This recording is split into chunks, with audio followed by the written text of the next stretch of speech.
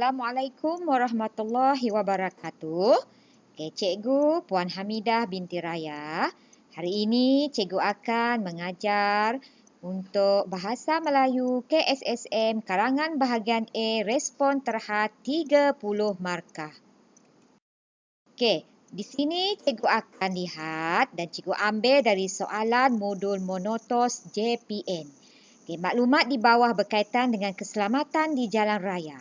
Huraikan pendapat anda tentang keselamatan di jalan raya. Panjang huraian hendaklah antara 150 hingga 200 patah perkataan. Gambar rajah ini adalah bahan satu yang mengandungi statistik kemalangan jalan raya dari Januari hingga Jun. Murid-murid boleh tengok bahan satu ini amat penting.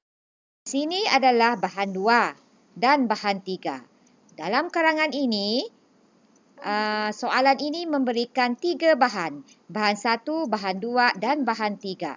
Bahan dua mengandungi petikan punca utama berlakunya kemalangan biasanya disebabkan oleh kecuaian pemandu itu sendiri.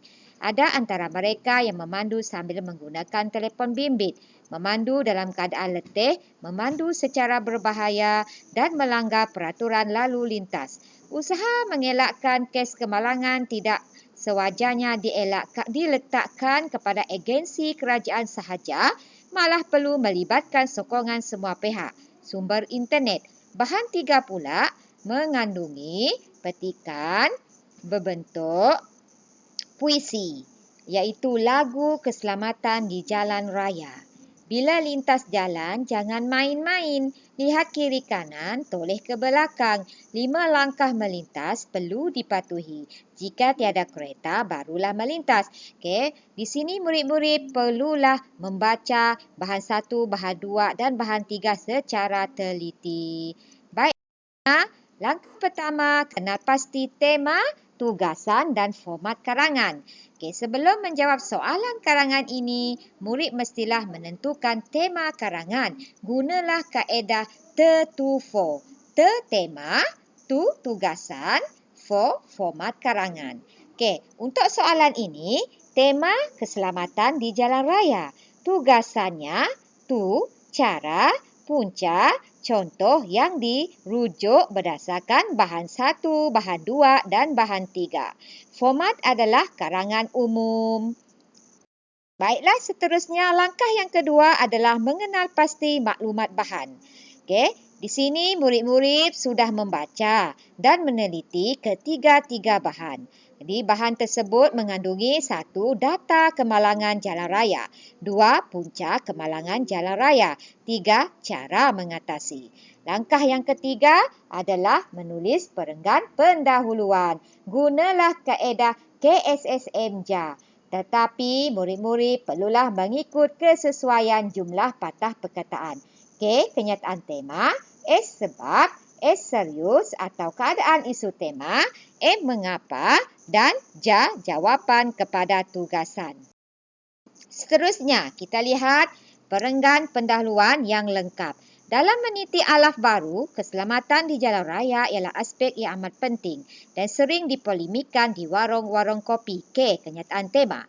Hal ini kerana setiap hari ada sahaja kes kemalangan jalan raya dilaporkan dalam media massa. Persoalannya, apakah punca dan langkah mengatasi kes kemalangan jalan raya ini? Mengapa? Sesungguhnya, aspek keselamatan jalan raya perlu diambil perhatian oleh setiap masyarakat di negara kita. Jawapan. Untuk aspek mengapa, perlulah ada tanda soal. Kita pergi kepada perenggan isi menggunakan teknik jumpa pek. Ju adalah judul, M mengapa, Ba bagaimana atau contoh, K kesan, peribahasa atau ungkapan menarik sekiranya ada. Kesimpulan kecil isi. Kita tengok isi yang pertama berdasarkan bahan satu. Murid-murid kena merujuk kepada statistik kemalangan jalan raya. Cikgu perenggan isi yang lengkap. Ini adalah isi yang kedua. Berdasarkan bahan dua, punca. Ini adalah isi yang ketiga. Berdasarkan bahan tiga, cara mengatasi kemalangan jalan raya. Di sini murid-murid boleh mengambil berdasarkan bahan ya. Tengok, perhatikan betul-betul.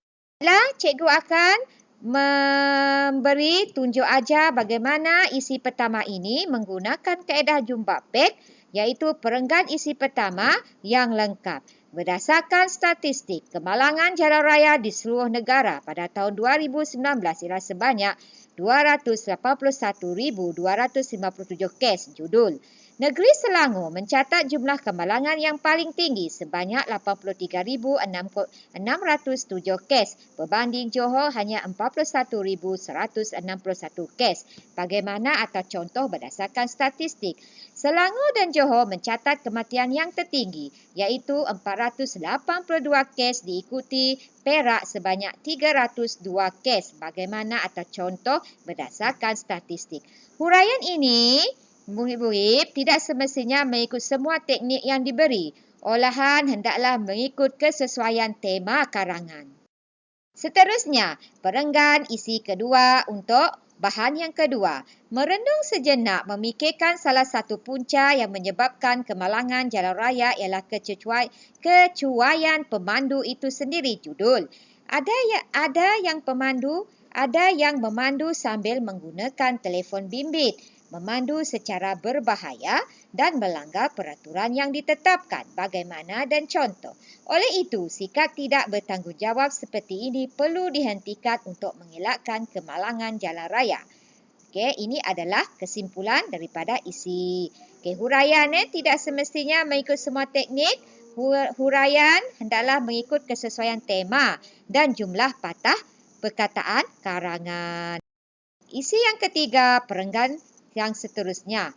Memang tidak dapat dinafikan bahawa kemalangan jalan raya dapat diatasi sekiranya setiap pengguna jalan sentiasa berhati-hati ketika melintas jalan. Judul: Mereka perlu mematuhi lampu isyarat ketika melintas jalan raya. Bagaimana?